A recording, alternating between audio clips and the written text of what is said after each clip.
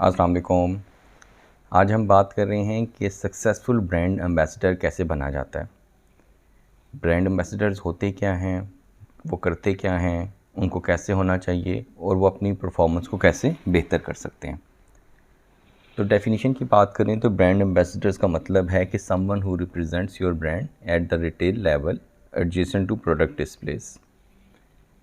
यानी किसी दुकान पे आपके ब्रांड, किसी कंपनी के ब्रांड के आगे एक लड़का या लड़की खड़ी होती है और वो ब्रांड एम्बेसडर कहलाती है। वो वॉक इन कंज्यूमर्स को गाइड करती है कि इस प्रोडक्ट में क्या क्वालिटीज़ हैं और ये कंपैरेटर से कैसे बेहतर होती हैं। अब ये ब्रांड एम्बेसडर्स क्या होते हैं, उनकी परफॉर्मेंस कैसे बेहतर हो सकती है और उनका काम क्या है। काम तो है उनका कस्टमर सर्विस, और कहा जाता है कि बिज़नेस में हर चीज़ कस्टमर से ही स्टार्ट होती है। तो अब ये कौन होते हैं, कैसे होते हैं, इसमें क्या चीज़ें इंपॉर्टेंट हैं। तो सबसे पहले है उनका यूनिफॉर्म। यूनिफॉर्म लाजमी होना चाहिए। अगर ब्रांड एम्बेसडर का यूनिफॉर्म नहीं है तो वॉक इन कंज्यूमर को नहीं पता चलता कि ये ब्रांड एम्बेसडर है या वैसी कोई खातून या आदमी खड़ा हुआ इस प्रोडक्ट के साथ खड़ा हुआ है। तो यूनिफॉर्म बहुत ज़रूरी है।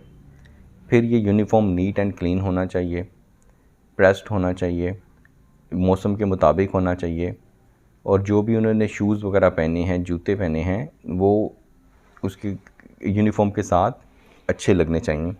उसमें ये भी हो सकता है कि वो पॉलिश्ड हों, एज़ पर कंपनी रिक्वायरमेंट हों।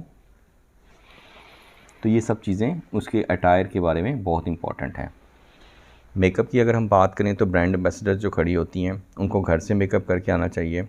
वो स्टोर पे आके अपने आप को फ्रेश कर सकती हैं, और हेयर स्टाइल जो है उनका कंपनी की इंस्ट्रक्शंस के मुताबिक होना चाहिए। वर्क एथिक्स क्या क्या हैं इसमें। एक तो ये है कि जब वो ब्रांड एम्बेसडर के तौर पे काम कर रही हैं या कर रहे हैं तो वो मोबाइल का इस्तेमाल ना करें।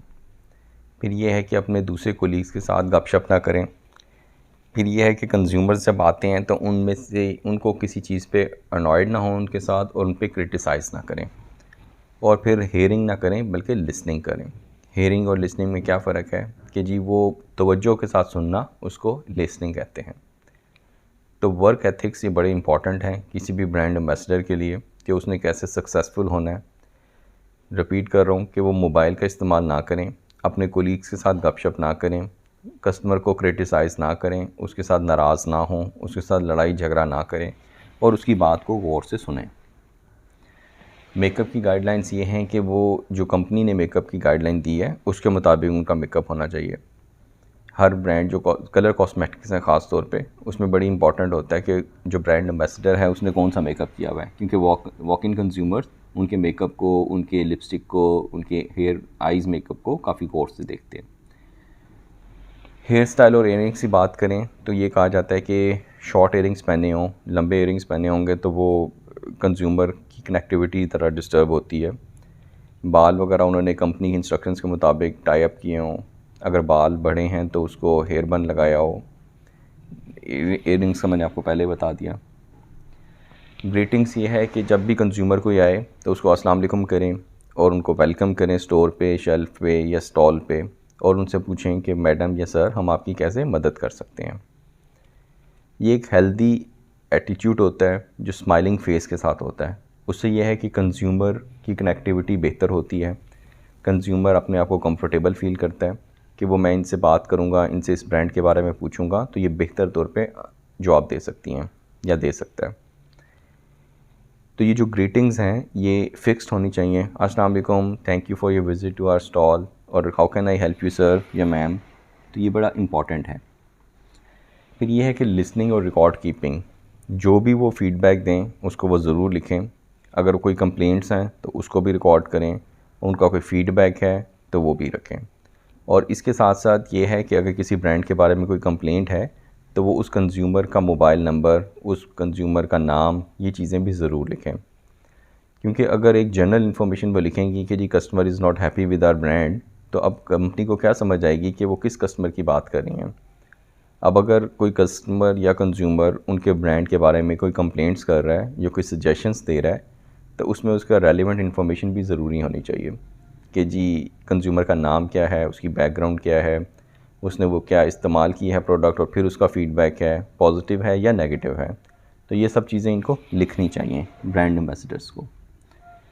एग्जीक्यूशन एक्सीलेंस की बात करें हम कि जी सेल्स का रिकॉर्ड भी वो लाजमी लिखें कि जी जब से वो ड्यूटी पे आई हैं उस वक्त से लेके अभी तक या पूरे दिन में उन्होंने कितनी सेल्स की हैं, यूनिट्स कितने बेचे हैं।